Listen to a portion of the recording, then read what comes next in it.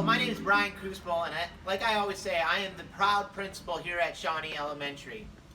The start of the 2020-21 school year may look different, but some things are not going to change. The first thing that's not going to change is the love that we have for our students and for our families. You're going to see that every single day that your child comes to school. The next thing that's not going to change is the support. We're going to be here to support you throughout this school year. And the last thing that's not going to change is the passionate and driven attitude from the entire Shawnee community. We've worked hard throughout the summer, and we'll work hard throughout this upcoming school year to ensure that it is a great one for your family and for your son or daughter. Today, I'm going to be highlighting 3 pillars that we have focused on throughout the summer.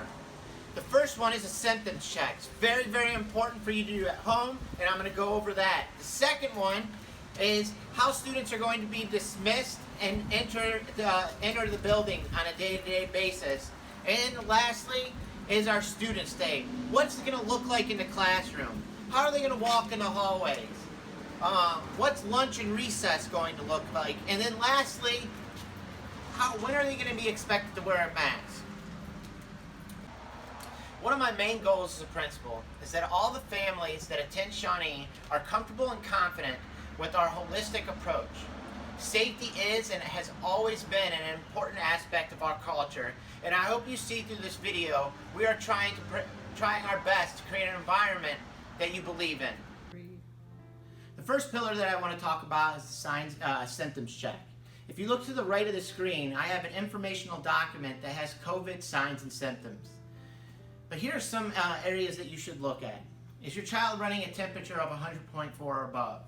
Is there any nausea and vomiting, coughing, shortness of breath? These are just a few of the signs and symptoms of COVID. But what I'll do is I'll take this picture down and enlarge it and leave it up on the screen for 10 seconds to 20 seconds. I urge you to write down the signs and symptoms and maybe hang it on a refrigerator or somewhere in your house where you could each morning look at it, do your symptoms check, and then send your child to school, because this is how you can help us fight COVID from entering our building. Thank you. The second pillar that I would like to talk about is entry and dismissal. First, let's talk about when students enter the building. If you are a walker, a bus rider, or a drop-off, the entry points are going to be the same as they were in the previous years. But the one big difference from the previous years is when the students enter in through one of those doors, they will report to their assigned homerooms. Once they get to their homerooms, you'll see these down here. You have red, gray circles. Red to red is 6 feet apart, and red to gray is 3 feet apart. So when students enter the building, they'll sit at a red circle, then a gray circle, then a red circle. While they're there, they will have to wear a mask. This will heighten the safety of all staff and students when they're in the building. Now let's talk about dismissal. During dismissal, all students will be required to wear a mask. First, let's talk about busing. Students will report to their assigned bus area using the right-hand side of the hallway, staying away 3 to 6 feet apart. And you might be asking how, and during this transition, they might be able to stay 3 to 6 feet apart. Well, these circles will be throughout the building, so when students are walking in the hallway, they will be expected to stay a circle apart while wearing a mask to their assigned homerooms.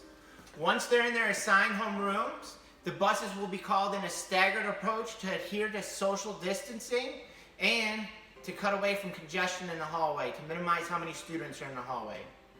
Now that we've talked about busing, let's talk about walkers. What do walkers do? Walkers will report to their designated area, which is at the end of the second grade hallway. And just like before, they will sit at a red or gray dot and wait for their name to be called when their parent comes and picks them up. And the last dismissal procedure is car pickup, car riders. These students will report to the first and kindergarten hallway, and there they'll sit next to a red or gray dot, and they'll wait for their name to be called. I'm confident that these measures that we've taken in dismissal will allow us to cultivate the safest environment for the students and staff here at Shawnee Elementary. And the third pillar is the students' day. So let's first talk about the classroom. As you can see, this is how a typical classroom is going to be set up here at Shawnee Elementary. These desks are 6 feet apart from here to there, and also from here to there. That lets us adhere to social distancing. And one other great thing about each of our classrooms at Shawnee Elementary is that every classroom has a sink and a sanitizing station. Students are going to be asked to disinfect and sanitize their hands throughout the school day. And at home, one of the things you could start practicing with your children at home is have them sing ABCs, or a song that takes 30 seconds. So when they go into the bathroom or they go to the sanitizing station, they can sit here, turn on the water, and go A, B, C, D, E, F, G, H, I, J, K, L, M, N, O, P. And they would go to Z, but they washed their hands for 30 seconds, and that's good sanitizing practice. Next part of the day is the hallways, which is a very active part in our day here at Shawnee Elementary. Throughout the school day, the students will be required to walk on the right-hand side of the hallway while wearing a mask. While transitioning in the hallway, they will have to maintain a distance of a circle apart. So you have red to gray. So when students come out of the door, they will come out and they will walk to the right. And then they'll go around and they'll come back this way. This will allow us to keep the 6 feet apart this way while having 3 feet apart that way. Next part of the day I'd like to talk about is restrooms. Students will sit at a red or gray dot when lining up for the restroom and be required to wear a mask.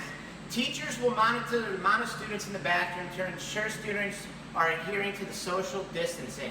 Also, some great things we have here at Shawnee Elementary is we have a water fountain where if your child has a water bottle, they can fill it up right here. The next thing that we also just installed this year is a touchless faucet. Therefore, students won't have to touch this to turn it on, and therefore minimizing the transmission of germs when children are in the bathroom. So when they're in here, all they have to do is put their hands underneath it and wash their hands. Students will report to lunch as they did in previous year in the gymnasium. But since we'll be at a hybrid with the reduced capacity, the amount of students in our lunchroom will be lessened. So therefore, we'll have 4 kids at each table while adhering to social distancing. The biggest thing that you don't see right now that we are getting is there will be a piece of plexiglass right here.